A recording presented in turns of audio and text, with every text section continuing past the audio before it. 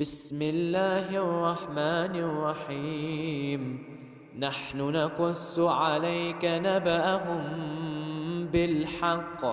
إنهم فتية آمنوا بربهم وزدناهم هدى.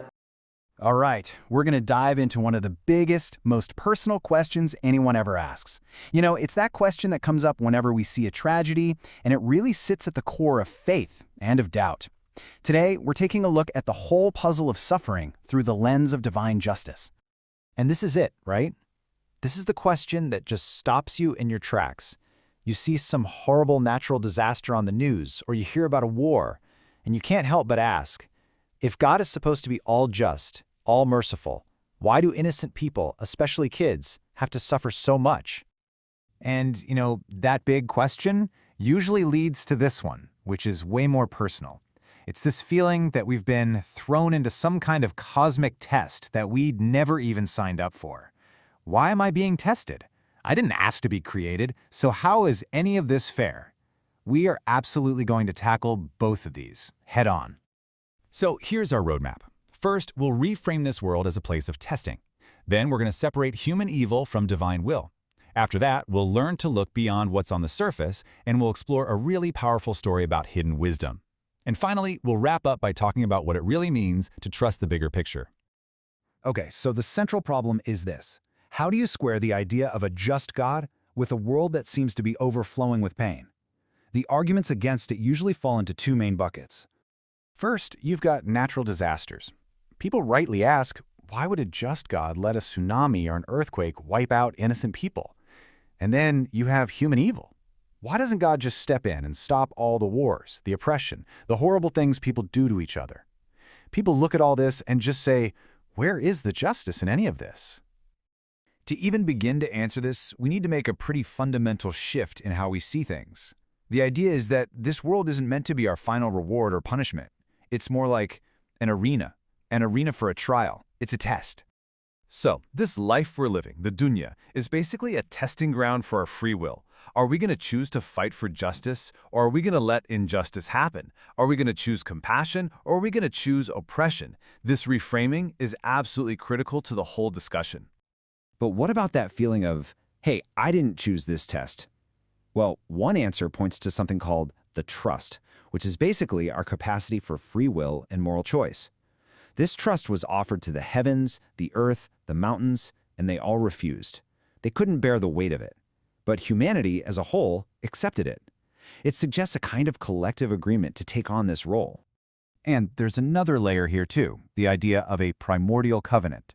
The teaching is that before we were even created, every single soul was asked, "Am I not your Lord?" And every soul replied, "Yes, we bear witness." This kind of sets up a foundational relationship, an affirmation from our very essence, way before we ever entered this worldly test. Okay, so if this world is a test of our choices, let's look at that first category of suffering, the evil that people do to other people. This is where it's so important to draw a line between God's role and our own. And this lays it out pretty clearly. God's role is to give us the system for justice, right? To send guidance, to make it clear what's right and wrong, and to promise that everyone will be held accountable in the end. Our role? Well, our role is to act, to learn what justice is, to put it into practice, and to stand up against oppression. And this quote, wow, it just completely flips the script. The argument is that when we're talking about human-on-human injustice, like war and oppression, the question isn't, why isn't God doing something? He's already given us the guidance. The real question becomes, why aren't we doing something? The responsibility to stop human-made suffering falls right on our shoulders. All right, now for the other category, which is often harder to grapple with, natural disasters, and things that seem to have no human cause. Here, the big challenge is recognizing just how limited our own perspective really is when we start labeling things as purely good or purely evil. To get what this means, let's just do a quick thought experiment. I want you to picture a simple scene in your head. A man is on the ground, and another man is standing over him, holding a knife right over his chest.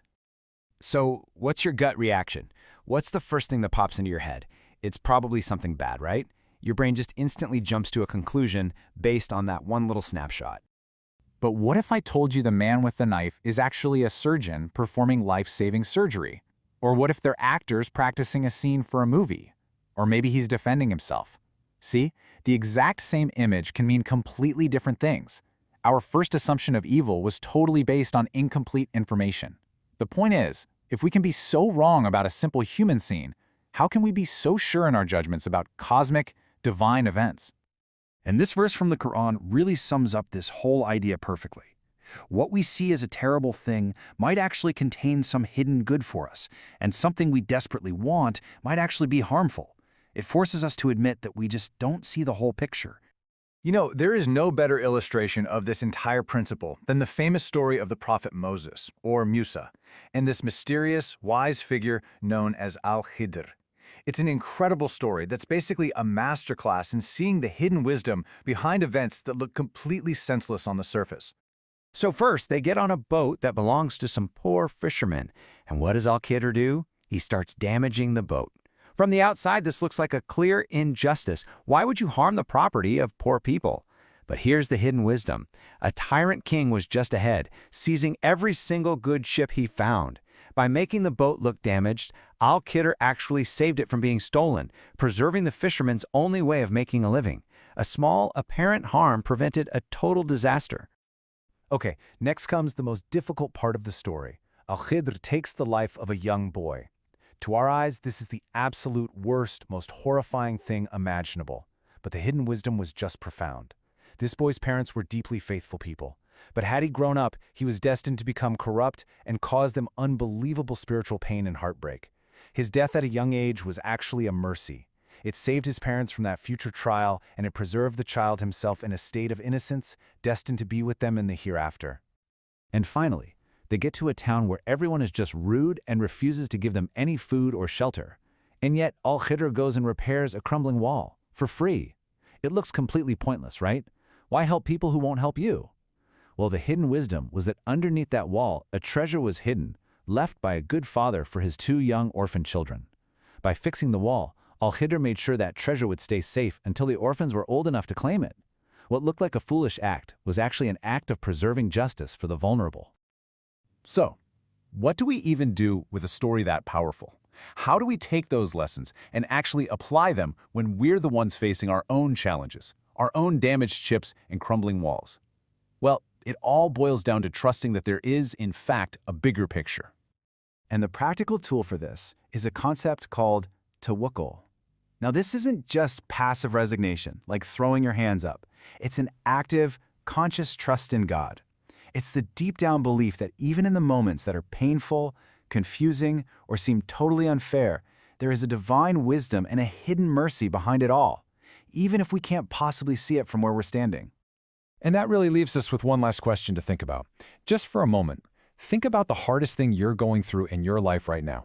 How would your perspective on it change? How would you see that test if you truly believed that it was actually a hidden mercy, designed specifically for you by a creator who is all-wise and all-just?